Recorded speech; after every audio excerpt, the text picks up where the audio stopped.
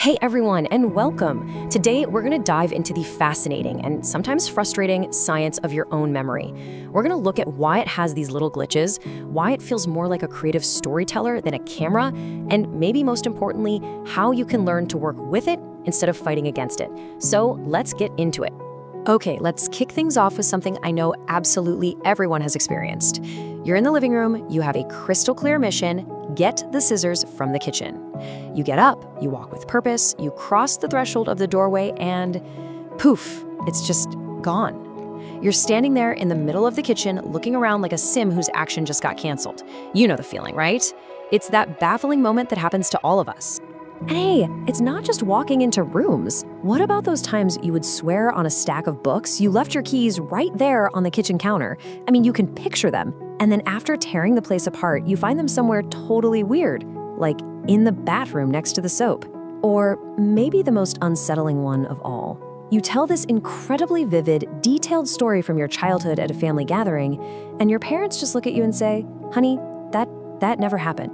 So if any of that sounds painfully familiar, don't worry, you are not losing your mind. You're using the wrong user manual for your own brain.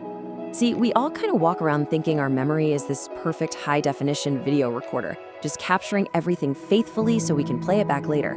But what the science actually shows us is something totally different. Our memory is so much less like a recorder and so much more like an active, creative, and yeah, sometimes a really unreliable storyteller. And honestly, this is the perfect way to think about it.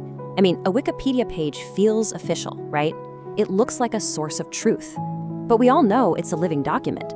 People are in there constantly editing it, adding new things, tweaking old details, changing the context. Well, your memory works almost exactly the same way. Every single time you remember something, you're not just playing back a file. You're opening that memory's Wikipedia page. And your mood right now, what you've learned since then, even the person you're talking to, they all get to make little edits before you hit save again. So this all leads to the real core of the problem. It's not just that our memory is a bit flawed, it's that we trust it so completely. This huge gap between how reliable our memory feels and how reliable it actually is, well, that's what creates something we can call the memory illusion.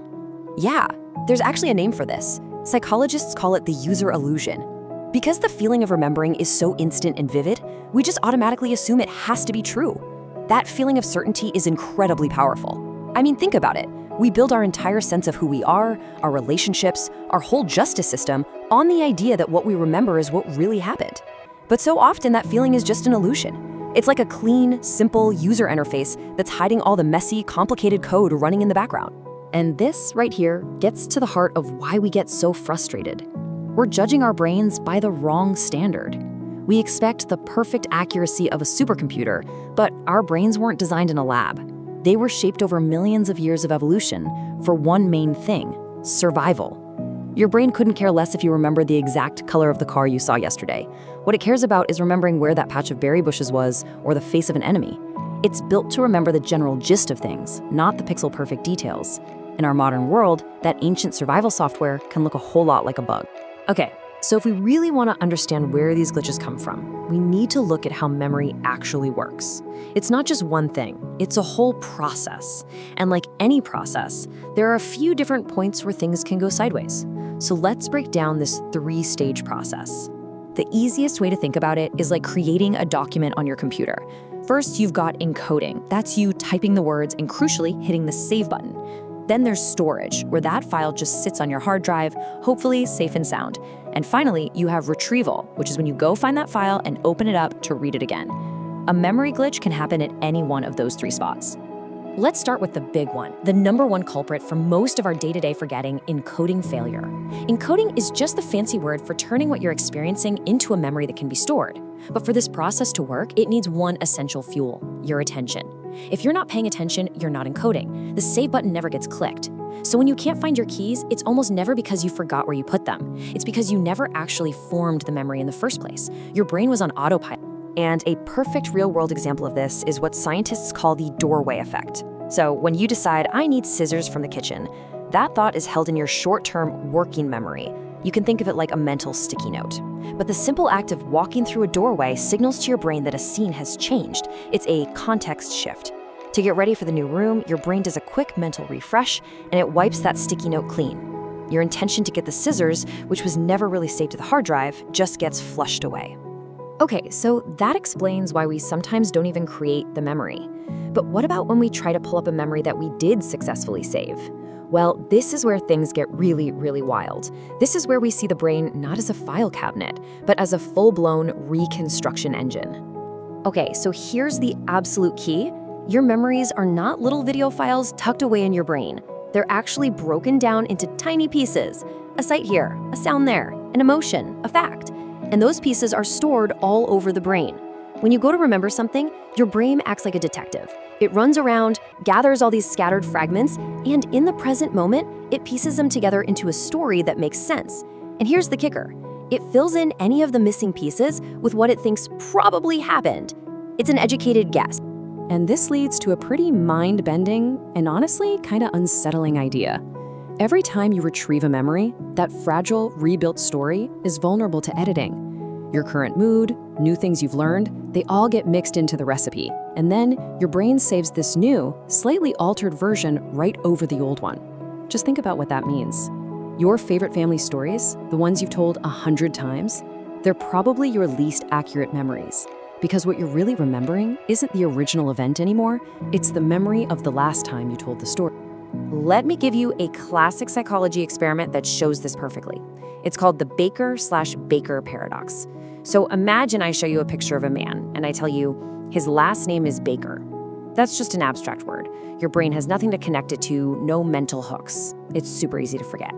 But now imagine I show you the same picture and tell you this man is a baker. All of a sudden, your brain just lights up with connections. You think of bread, big white hats, the smell of an oven. All those connections create multiple roads back to that memory, making it way easier to remember. It's the same reason we're so bad with names, but pretty good with faces or jobs. They just have more context. Okay, so I know what you might be thinking. Great, my brain is a buggy, unreliable storyteller. It might sound a little bleak, but it's not. Not at all. We can't really change the brain's hardware, but we can absolutely upgrade our own software. So let's talk about some practical, science-backed ways to work with these tendencies of your brain, instead of constantly being frustrated by them. Here are 5 really powerful techniques. First, and this is the big one, just pay attention. To fix that encoding problem, you have to stop multitasking when something is important. Second, make it sticky. Hook new information onto things you already know, just like with the baker. Third, practice retrieval. Don't just reread stuff to learn it.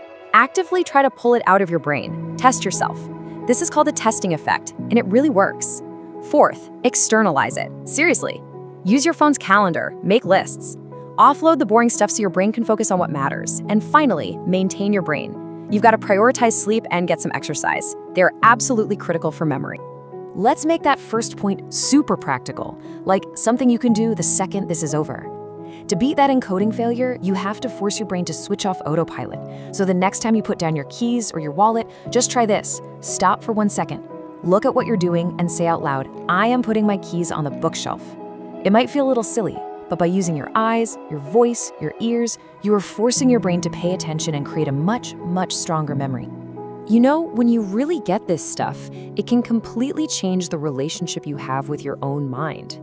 Instead of getting mad at yourself for a memory glitch, you can get curious about it.